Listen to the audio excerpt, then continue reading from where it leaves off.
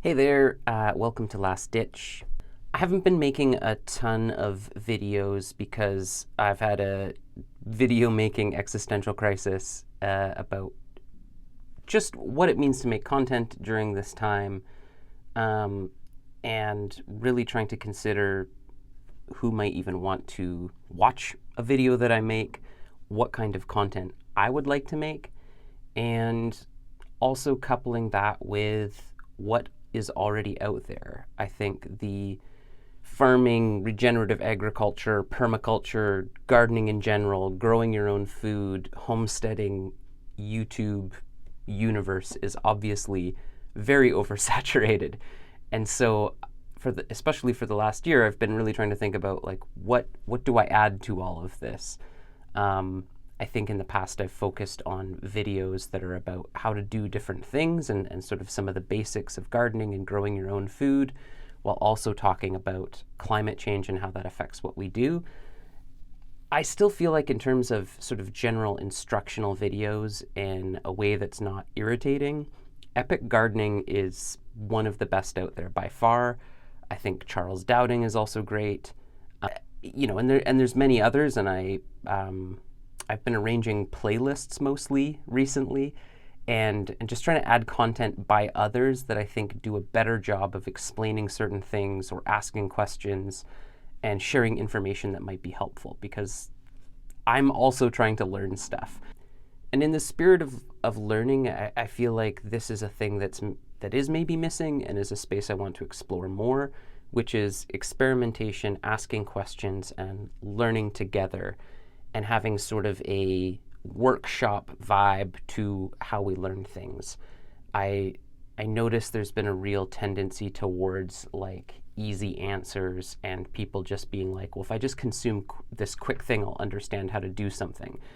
And there's nothing inherently wrong with something that is short, and there's nothing inherently better about things that are long. I just prefer a more conversational, kind of relaxed approach rather than like, here's the top 5 vegetables you should be growing in the autumn, which might be super useful. And again, nothing against that content. It's just like that's out there, and there's lots of good versions of it, a few great ones, and lots of mediocre. I think, just being honest with myself, like I probably would do a pretty mediocre job of explaining some of those basics. Anyway, this is all a very long way to say that I'm just going to try to do a little bit more of this, that is just sitting down and talking to people who are maybe thinking about some of the same things, asking some of the same questions, and maybe asking very different questions. Um, and I think if you explore some of the playlists that I've made on this channel, you'll see some of the ideas that I think should be intersecting a lot more with conversations about growing food is food security, land resistance, indigenous resistance, decolonizing practices, and really trying to think about how this can be food growing and food security are inherently rooted in issues around justice. And if there's anything, if there's work for us to do, I think it is to recognize where we are consistently being sold an idea of homesteading and self-sufficiency that disregards community, disregards indigenous rights, and the pushback against those ideas is so loud and violent. And I just think that we need to talk about it more. And I'm not claiming to be an expert on any of these things. I just think that, again, through the use of playlists, I'll try to share voices that I think are changing my brain and making me question what I'm doing. And I'll also try to share stuff that's going on for me and my context and my garden and the types of things I'm doing. So in that spirit, thank you for bearing with me on all of that. This will be the litmus test of like, if anybody's willing to sit through that, then maybe I have more latitude to play around than I think I do.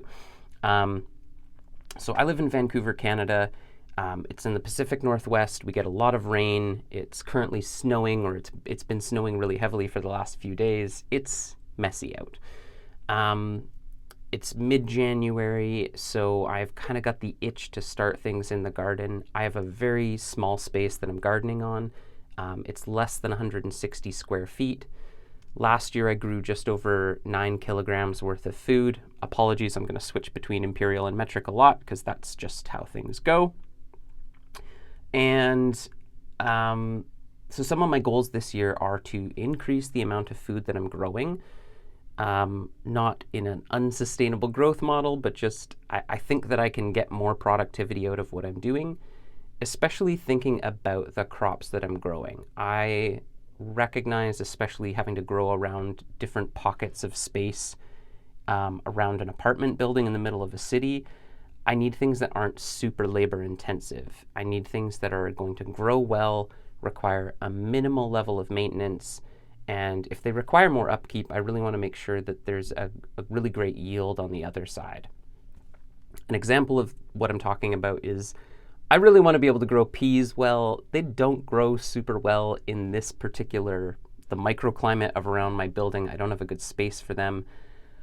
I had more success last year. The weather was a little bit more even-keeled, but I feel like the yield is really low and they take up quite a bit of space. Now, peas are a nitrogen fixer, so they're putting nitrogen back into the soil, which is good, but I feel like the space that I'm using to try to grow peas for a very minimal yield isn't really worth it. So I either need to think about, can I create better space to grow those peas in, or can I give up and use that space for something else?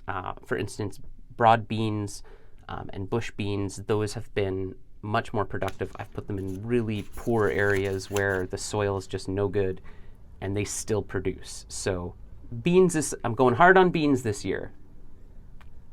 Don't quote me on that, maybe. More beans. The other thing that I've been thinking a lot about is taking notes. I've been thinking about it, but I've also been doing it and trying to make sure that I'm labeling exactly what I start from seed and when I start it. I was better last year, but I wasn't 100% consistent, and admittedly, I still had large tomato plants outside that I wasn't 100% certain what they were.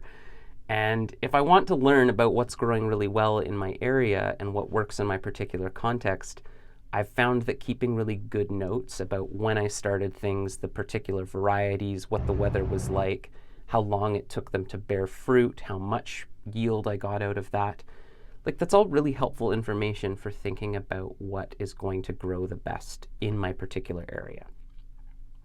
So I'll leave it there for now because I recognize it's really easy to ramble about gardening, but these are going to be a little bit more garden rambles, and I will still make other kinds of videos. And again, sharing voices of others. Please check out those playlists that I've created. And I'm excited to do something a little bit different and something that I feel like I'm arriving at what feels a little bit more natural to me than produce a really overly produced video about this is how you start carrots. We can talk about carrots. We'll definitely talk about carrots, but I think just this feels better to me. So that's it from me for now. Good luck with the growing season ahead. I hope that everybody in your life is safe and well, and I hope that we can have a bit more of a conversation and share the things that are working and not working in our particular contexts. And I guess just have a broader, deeper conversation about growing food.